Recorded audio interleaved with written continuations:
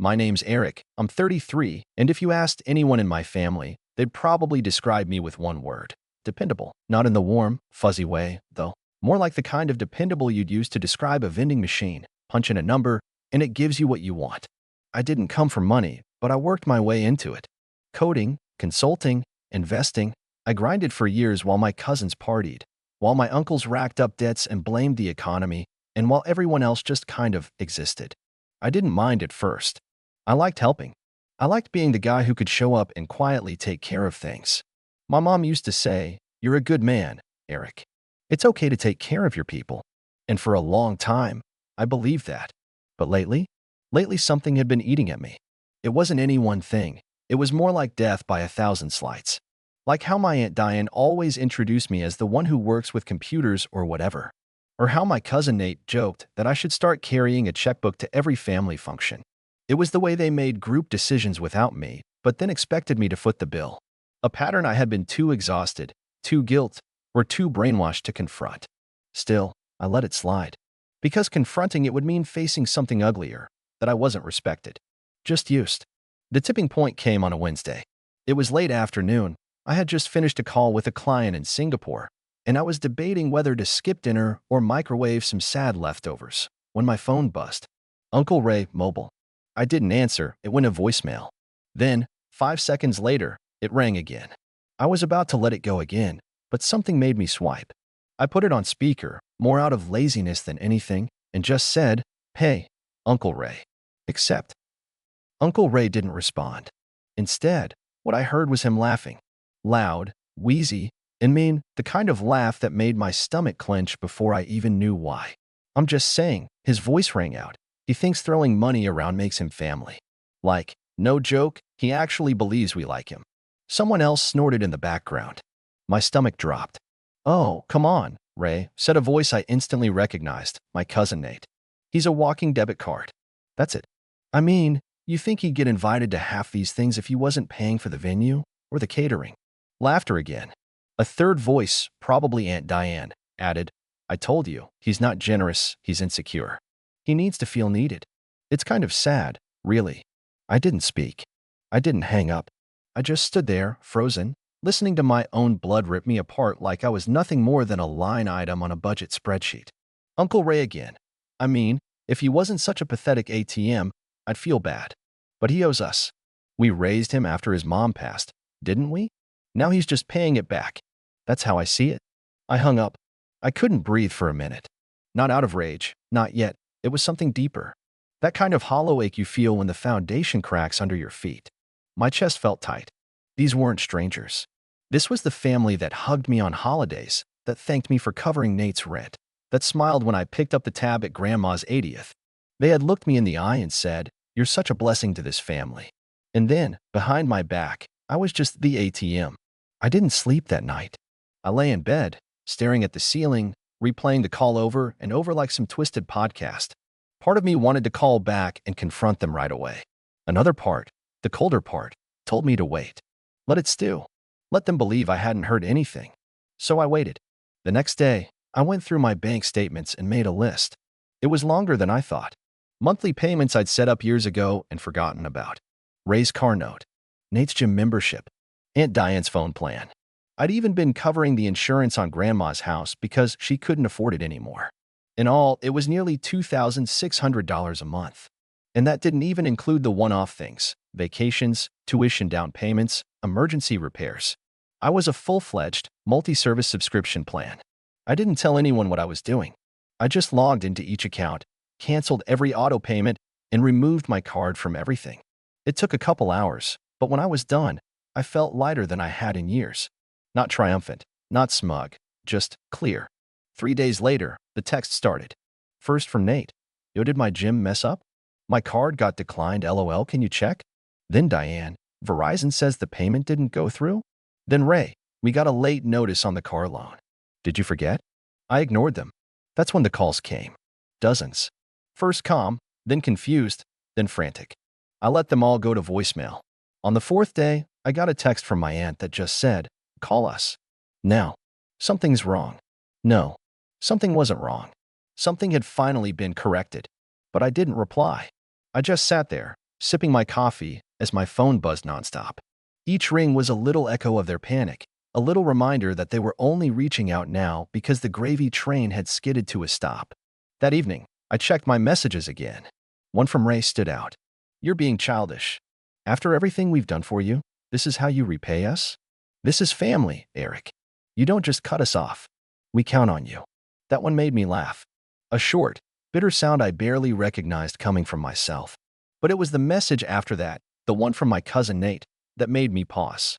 It was a voice message, only 10 seconds long, but dripping with the kind of entitlement that lights a fire under your spine.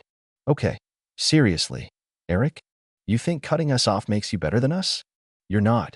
You're just a lonely loser who uses money to buy love. Good luck with that." I didn't reply to Nate's voice message. I didn't scream. I didn't argue. I didn't even roll my eyes. I just listened to it again, twice, and then sat in the quiet, letting it sink in. There was something freeing about it, honestly. The mask was off.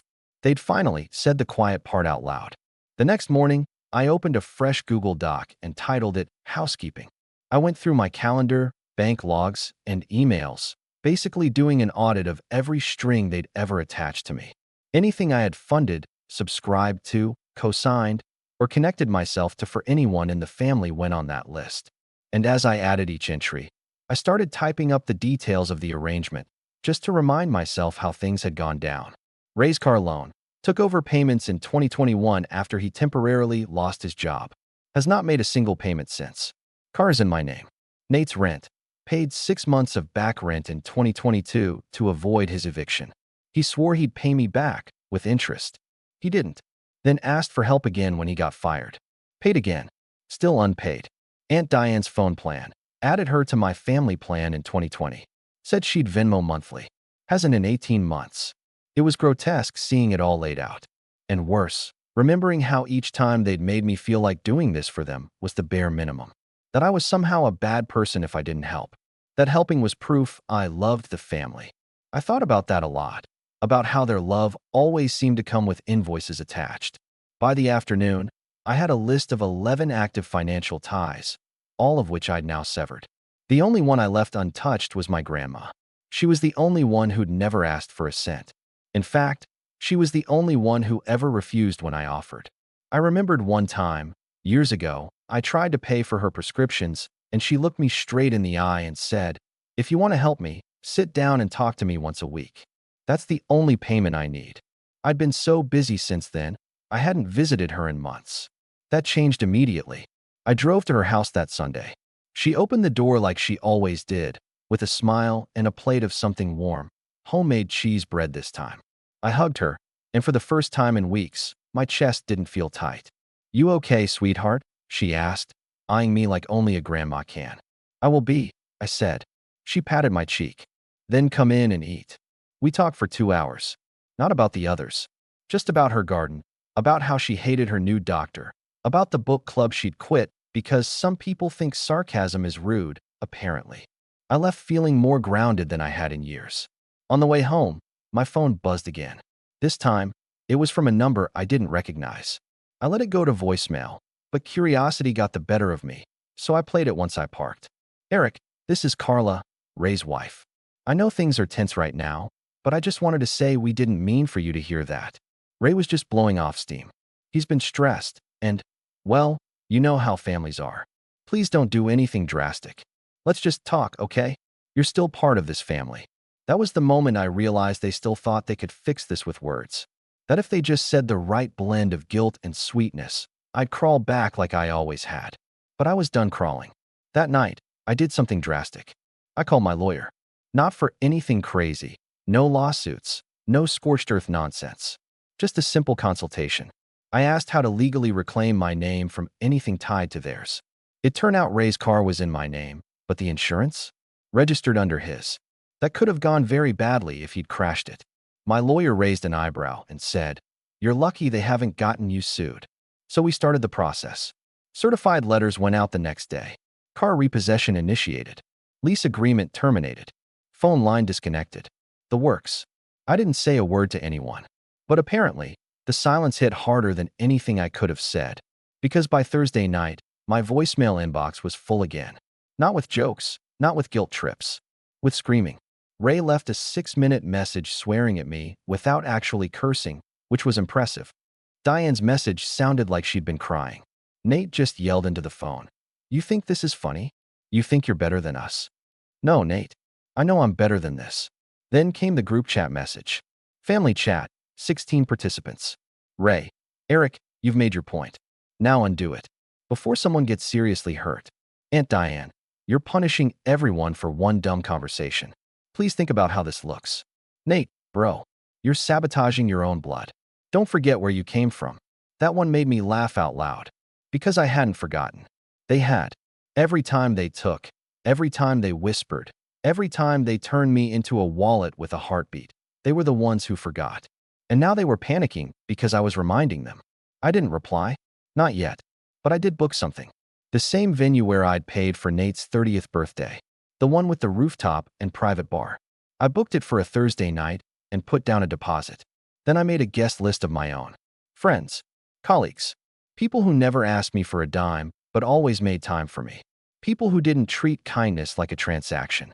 The invite. Simple. Thanks for sticking around when you didn't have to. Drinks are on me. No strings attached. The RSVP list filled up in a day. And right when I thought everything had settled, that I'd finally untangled myself from their mess, something happened that made my stomach flip.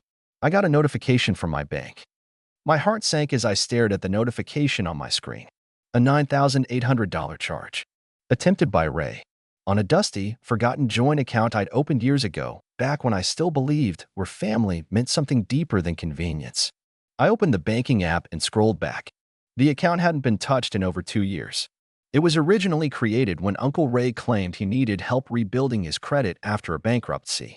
Just until I get back on my feet, he said, shaking my hand like we were making a sacred pact. I'd kept a few hundred in it, out of habit. Not because I trusted him, but because I forgot it even existed. The balance had sat there, untouched until now. The transaction had been flagged for exceeding daily limits. It hadn't gone through. But that wasn't what worried me. It was the fact that he tried. He must have realized his safety net was vanishing, that the golden goose was getting away. And instead of calling to apologize or owning up to anything, he thought he could just reach in and help himself one last time. Almost 10 grand. No explanation. No warning. Just take. I locked the account immediately. Froze the card. Called the bank and requested full removal of his access. The agent on the other end paused when I explained the situation. You're not the first to call about something like this, she said quietly. I didn't know what she meant, but I didn't ask. I was too busy feeling that cold, electric blend of rage and disbelief bubbling up in my chest. This wasn't just passive leeching anymore. This was theft. And that changed everything. I texted Ray directly for the first time since I heard the voicemail. You tried to steal from me. I suggest you think very carefully about what you do next. Because now it's not just family business. Now it's legal. He didn't reply. But 2 minutes later, my phone rang.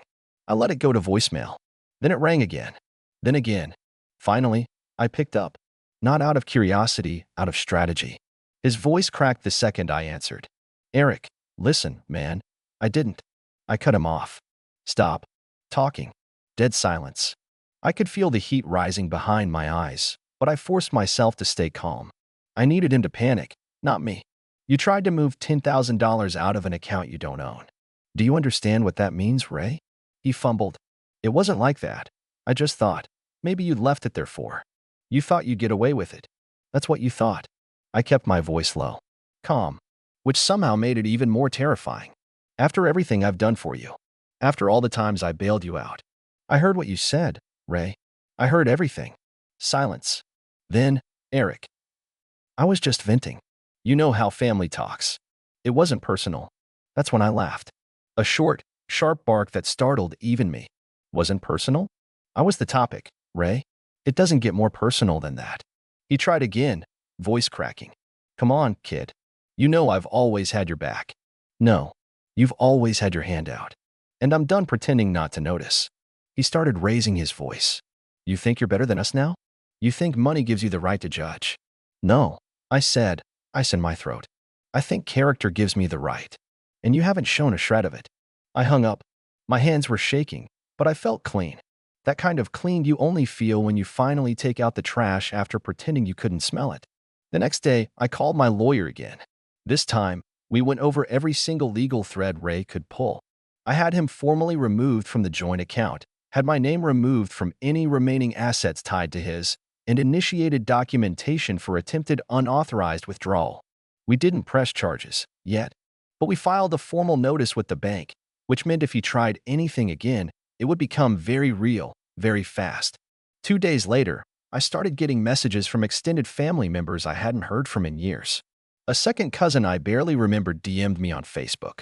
"Hey, just wanted to check in. Ray's telling everyone you're threatening to sue him? What's going on?" Then an uncle from out of state. "This sounds messy. Are you sure this isn't just a misunderstanding?" And then, finally, Grandma called. That one made me hesitate. I picked up on the first ring. "Eric, honey," she said gently, "you doing okay?" I nodded, even though she couldn't see me. "Yeah, Grandma. I'm okay now. I've been hearing some things. Things I don't like. About Ray. About what he did." I didn't answer. Just waited.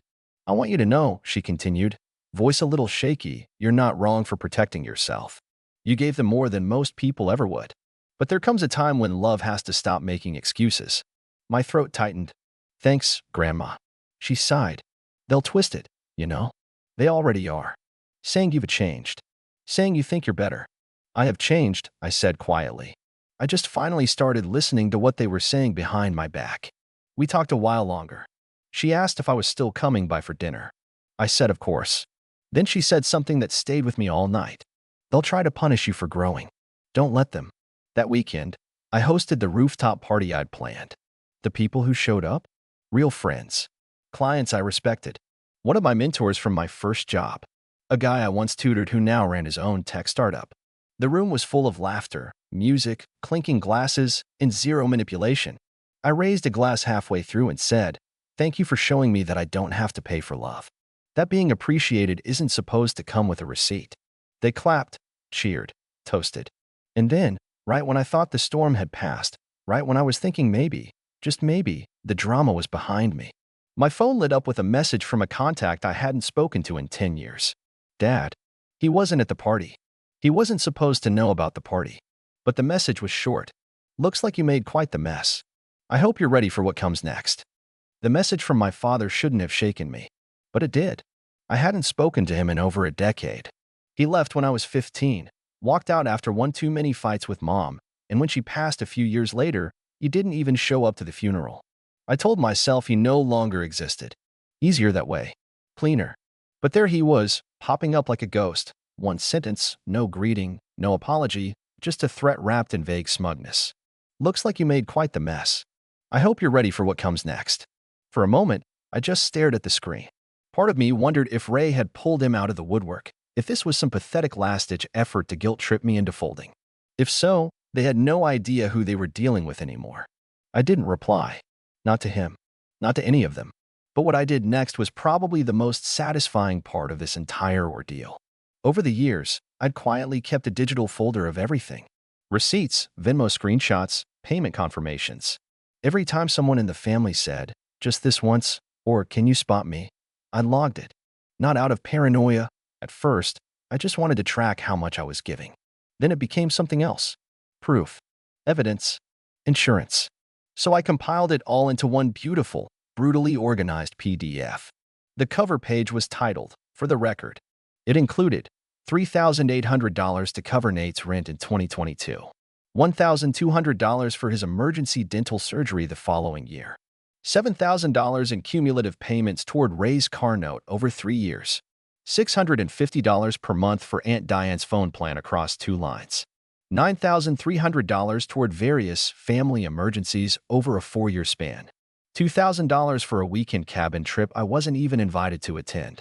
In total, $47,200. And that was just the money I could prove. Then I wrote a statement. Just 1 page. No rants. No personal jabs. Just the facts. This document exists not as revenge, but as release. You've mistaken silence for weakness, kindness for obligation, and generosity for stupidity. I don't expect repayment. I expect closure. This is the last time I will ever finance your lies. I emailed it to the family group chat. To Uncle Ray, and Diane, Nate, and yes, even my father. I didn't say anything else. Then I blocked them all, one by one. Phone, email, socials. It felt surgical, like removing a tumor I'd been living with so long. I didn't even remember what it felt like to be healthy. That night, I slept like a rock. No dreams. No regrets. The fallout was nuclear. Apparently, they tried to respond, begged, raged, tried to rope in cousins and distant aunts I hadn't seen since high school. But their messages bounced. Their calls rang once and dropped. My voicemail remained empty. And when they realized I was serious, that I wasn't coming back, that's when they turned to the one place they still had control. They started telling their version of the story. Suddenly, I was arrogant, ungrateful, twisted by money. Ray told people I falsely accused him of theft. Nate said I abandoned the family over a joke. Diane claimed I was emotionally unstable and needed help. But you know what? Nobody who mattered believed them. Because for the first time in my life, I had surrounded myself with people who actually knew me. Not the caricature my family had created, the ATM with legs, but me. The guy who stayed up until 3 a.m. helping friends prep for interviews. The guy who once donated anonymously to cover a coworker's medical bills. The guy who spent years keeping a crumbling family afloat, only to be laughed at behind his back. Those people, they stood by me. A week after the rooftop party, my mentor called and said, "That toast you gave?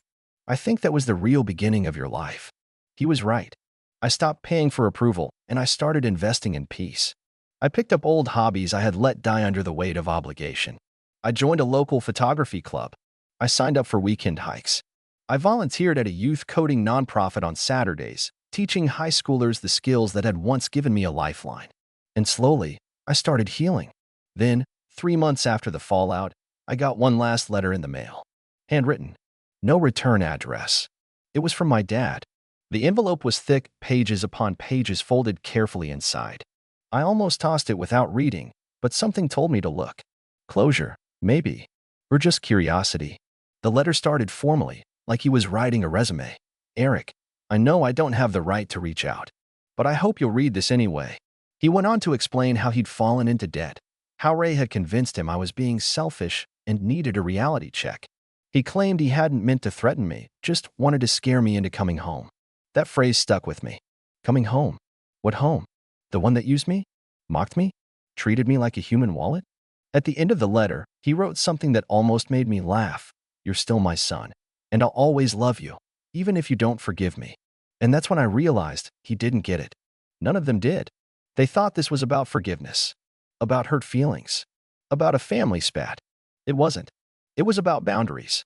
And I had finally drawn mine in concrete. I never replied to the letter. Instead, I slipped it into a manila folder, tucked it into a filing cabinet, and turned the key. And I didn't think about it again. It's been a year since I walked away. I've built something better now. A new kind of family. One built on mutual respect, on time freely given, not extracted. I host game nights. Cook for people who bring dessert without being asked. I laugh without wondering what's being whispered in the next room. The funny thing is, I don't even miss them. Not Ray. Not Nate. Not my dad. They taught me a valuable lesson. Generosity means nothing if it's expected. And love? Real love doesn't require proof of payment. I'm no longer an ATM. I'm not a cautionary tale, either. I'm just me. And for the first time, that's enough.